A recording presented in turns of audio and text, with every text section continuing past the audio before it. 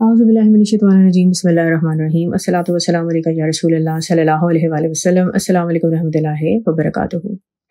سیرت النبی صلی اللہ علیہ وسلم کی پچھلی ویڈیو نمبر 53 میں آپ نے سنا تھا کہ کس طرح یثرب کے لوگ مسلمان ہوتے ہیں اور حضور پاک صلی اللہ علیہ وسلم کی ہاتھ پر بیعت کرتے ہیں، اسے بیعت النساء کہا گیا تھا۔ اور اس بیعت کی جو اہمیت ہے وہ بہت زیادہ تھی۔ حضور پاک صلی اللہ علیہ وسلم کے لیے یثرب سے آئے ہوئے مسلمان اپنی جان قربان کرنے کو تیار تھے۔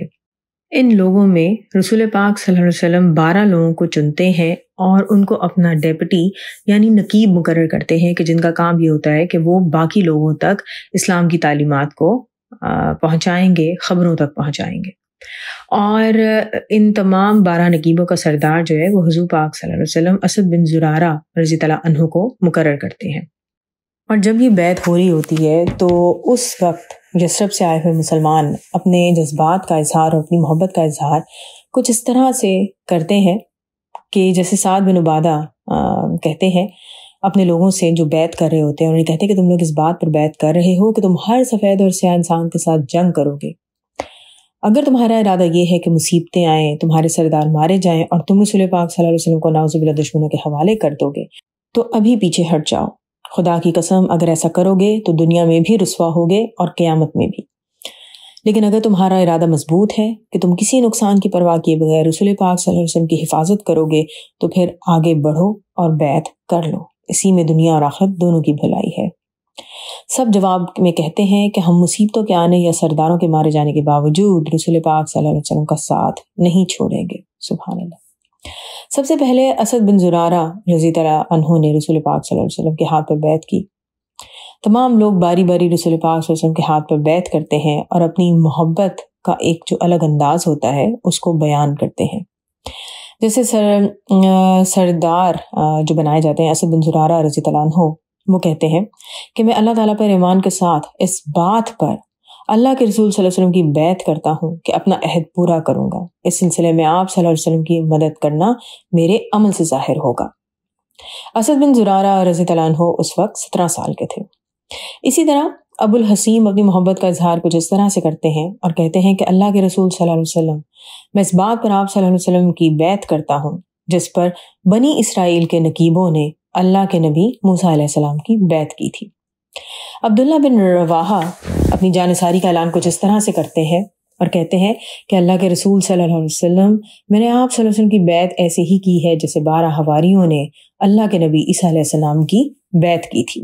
اسی طرح نعمان بن حارثہ رضی اللہ عنہ کہتے ہیں کہ اللہ کے رسول صلی اللہ علیہ وسلم، میں اللہ تعالیٰ اور آپ صلی اللہ علیہ وسلم کی بیعت اس بات پر کرتا ہوں کہ آپ صلی اللہ علیہ وسلم کے حکم کی تعمیل میں اپنے کسی قریبی یا دور کے رشتہ داروں کی پرواہ نہیں کروں گا۔ اچھا، عربوں کا چونکہ قبائلی سٹائل تھا رہنے کا، تو وہاں پہ رشتہ داروں کا اور قبیلے کا بہت لحاظ کیا جاتا تھا۔ رشتہ دار اور قبیلہ سب سے بڑھ کر ہوتے تھے، اور رسول پاک صلی اللہ علیہ وسلم پر جب یہ لوگ بیعت کر رہے تھے تو اس بات کا وعدہ کر رہے تھے کہ رسول پاک صلی اللہ علیہ وسلم کی خاطر یہ اپنے رشتہ داروں اور قبیلے کو بھی چھوڑ دیں گے۔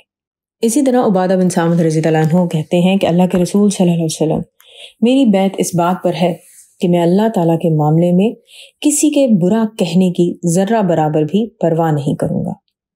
سعد بن ربی رضی اللہ عنہ کہتے ہیں کہ میں بیعت کرتا ہوں کہ اللہ اور اس کے رسول صلی اللہ علیہ وسلم کی نافرمانی نہیں کروں گا، اللہ اور اس کے رسول صلی اللہ علیہ وسلم سے جھوٹ نہیں بولوں گا۔ یہاں موجود تمام لوگ رسول پاک صلی اللہ علیہ وسلم کے ہاتھ پر بیعت کرتے ہیں۔ مردوں نے رسول پاک صلی اللہ علیہ وسلم کے ہاتھوں میں اپنا ہاتھ دے کر بیعت کی، اور جو 2 عورتیں موجود تھیں انہوں نے زبانی بیعت کی۔ حضرت عائشہ رضی اللہ عنہا بیان کرتی ہیں کہ اللہ کی قسم آپ صلی اللہ علیہ وسلم کا ہاتھ کبھی کسی غیر محرم عورت سے مس نہیں ہوا۔ رسول پاک صلی اللہ علیہ وسلم عورتوں سے زبانی بیعت لیتے تھے۔ جب وہ اقرار کرتی تو رسول پاک صلی اللہ علیہ وسلم ان سے کہتے، جاؤ میں نے تم سے بیعت لے لی۔ اپنے خیموں کو واپس لوٹنے سے پہلے سعد بن عبادہ رضی اللہ عنہ رسول پاک صلی اللہ علیہ وسلم سے اجازت مانگتے ہیں اور کہتے ہیں کہ اللہ کے رسول صلی اللہ علیہ وسلم، اس ذات کی قسم جس نے حق کے ساتھ آپ صلی اللہ علیہ وسلم کو نبی بنا کر بھیجا ہے، اگر اجازت ہو تو کل صبح ہم منا میں اکٹھے ہونے والے مشرکین پر تلواروں سے حملہ کر دیں۔ رسول پاک صلی اللہ علیہ وسلم انہیں کہتے ہیں کہ ہمیں اس بات کی اجازت نہیں کہ ہم کسی پر تلوار اٹھائیں، تم لوگ واپس جا کر آرام کرو۔ تو یہ تمام لوگ رسول پاک صلی اللہ علیہ وسلم کی بیعت کرنے کے بعد منا واپس آ کر اپنے بستروں میں آرام کرتے ہیں۔ اس بیت کو بیت النساء کے علاوہ بیت عقبہ ثانی بھی کہا جاتا ہے۔ یہ بیت ہی رسول پاک صلی اللہ علیہ وسلم کے یثرب یعنی مدینہ منورہ ہجرت کرنے کی بنیاد بنی۔ یثرب کے لوگوں نے رسول پاک صلی اللہ علیہ وسلم پر جان نثاری کا حق ادا کیا، تاریخ نے اس بات کا ثبوت دیا ہے، اور رسول پاک صلی اللہ علیہ وسلم نے بھی اپنا وعدہ پورا کرتے ہوئے ان کا ساتھ اور شہر نہ چھوڑا، اور آج بھی آپ دیکھ لیں کہ حضور پاک صلی اللہ علیہ وسلم مدینہ منورہ میں تشریف فرما ہے۔ اب تمام تر احتیاط اور رازداری کے باوجود قریش تک یہ بات پہنچ گئی کہ یثرب سے آنے والے لوگ رسول پاک صلی اللہ علیہ وسلم سے رات کو ملاقات کے لیے گئے تھے۔ قریشی سردار اکٹھے ہو گئے، منا کے علاقے میں پہنچ گئے اور پوچھ گچھ کرنے لگے۔ اتفاق سے انہوں نے تمام سوال یثرب سے آنے والے مشرکین سے کیے۔ اب وہ مشرکین تو کچھ جانتے ہی نہیں تھے، وہ قسمیں اٹھانے لگے اور وعدے دینے لگے کہ ایسا کچھ نہیں ہوا، لیکن قریش کی تسلی نہیں ہو رہی تھی۔ اب قریش جو ہیں وہ کیا کرتے ہیں کہ ایک اور شخص ہیں عبداللہ بن ابی بن سلول، ان سے پوچھتے ہیں۔ تو عبداللہ بن ابی کہتے ہیں تم جانتے ہو کہ میں اپنے شہر کا رئیس ہوں، میری قوم مجھ سے محبت کرتی ہے، یہ لوگ مجھے پوچھے بغیر کہیں نہیں جا سکتے، اگر انہیں کہیں جانا ہوتا تو مجھ سے اجازت لے کے جاتے، ہم تو یہاں حج کی نیت سے آئے ہیں، تم لوگوں کو کسی نے غلط اطلاع دی ہے۔ عبداللہ بن ابی سے ملنے کے بعد قریش مکہ واپس تو چلے گئے لیکن مطمئن نہیں ہوئے، اب وہ اس بات کی تحقیق کر رہے تھے۔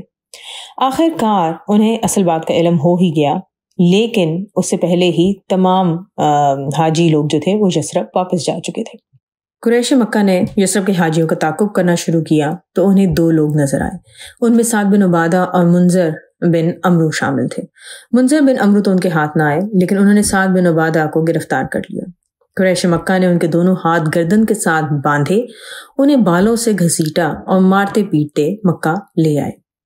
قریش رسول پاک صلی اللہ علیہ وسلم کے ہاتھ پر بیعت لی جانے کی تفصیل جاننا چاہتے تھے کہ کیا معاملات طے ہوئے اور وہاں کون کون لوگ موجود تھے۔